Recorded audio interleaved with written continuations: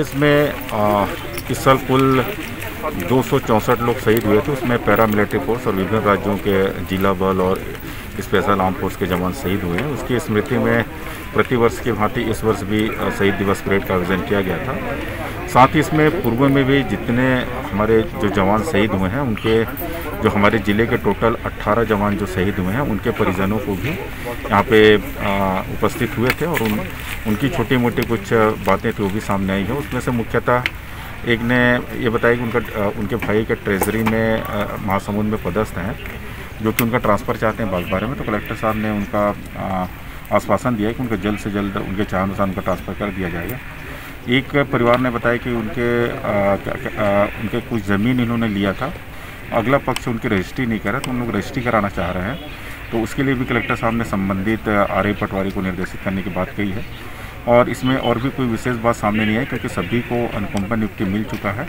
और एक ने पेंशन के बारे में भी बात बताई कि पेंशन एक ही जो पेंशन है वो, और जो अनुकंपा एक ही व्यक्ति को मिलता है। तो निश्चित ही जो नॉमिनी रहता है उसी को ही पेंशन और उसी को ही जो अनुकंपा नियुक्ति की पात्रता रहती है नियमानुसार उनको दे दी गई है। शासन द्वारा नीतिगत निर्णय है, इसको शासन स्तर पे ही इसका निराकरण किया जा सकता है। इसके जहाँ तक अनुशंसा की बात है, हम लोग अपने स्तर पे यहाँ से अनुशंसा करके भेजेंगे, लेकिन इसमें जो भी डिसीजन होगा वो शासन स्तर पर ही हो पाएगा। हम इनके व्यक्तिगत हमारे थाने से सभी का एक नोडल अधिकारी बनाए हुए प्रति माह इनसे बात करते हैं। मैं स्वयं इनके सभी के घर जाके इनके बारे में मैं बात किया हूँ, सभी से मिला हूँ।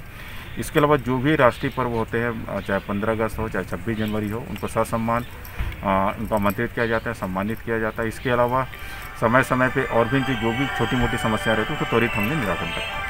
लोगों के माध्यम से सामने आई है, उसमें मैं ये कहना चाहूँगा कि इसमें हम लोगों ने बात करी थी। इसमें एक्चुअल में बात यह है कि जो जिस स्कूल में पढ़ा रहता है उस स्कूल के नाम के बारे में, अगर कोई अन्य स्कूल के बारे में बात करेंगे तो निश्चित उसमें ऊपर से ही डिसीजन हो पाएगा जहाँ का, लेकिन जिस स्कूल में पढ़ा है उस स्कूल का नामकरण चाहते हैं तो ज़रूर हो जाएगा। हो सकता है शायद उस स्कूल का छात्र नहीं रहा होगा, इसके चलते दिक्कत आ रही है, तब भी हम इसके लिए प्रयास करेंगे ताकि उसका नाम से वो स्कूल हो जाए। सर इसमें मैंने पहले ही कहा कि अगर मान लो ग्राम सभा ने भी अपनी सहमति दे दी है, गाँव वालों ने अपनी सहमति दे दी है, अगर किसी का आपत्ति नहीं, अगर किसी स्कूल को नामकरण करना चाहते हैं तो अगर मान लो इसका प्रस्ताव चला गया होगा, मैं इसकी परीक्षण करवा लेता हूँ।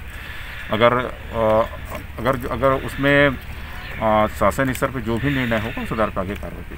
For more information, log on to www.clips.in.